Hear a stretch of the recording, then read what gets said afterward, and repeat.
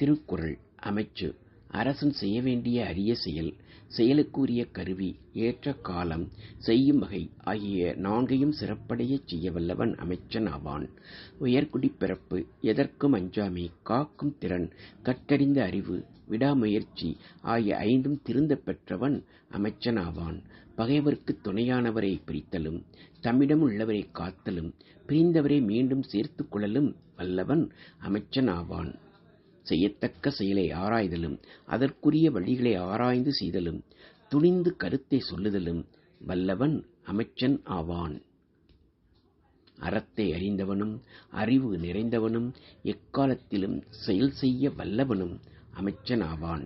இயற்கையான நுட்ப அறிவும் நூல் அறிவும் ஒருங்கே உடையவர்க்கு முன் எதிரிகளின் சூழ்ச்சிகளால் பயன் இல்லை. நூலறிவு அறிந்த போதிலும் உலகத்தின் இயற்கையை அறிந்து செயல்படுபவனே சிறந்த அமைச்சனாவான். அறிஞர்களின் அறிவையும் மதிக்காமல் தானும் அறியாதவனாக அரசன் இருந்தாலும் அரசனுக்கு உறுதியானவற்றை எடுத்துக் கூறுவது அமைச்சனின் கடமையாகும்.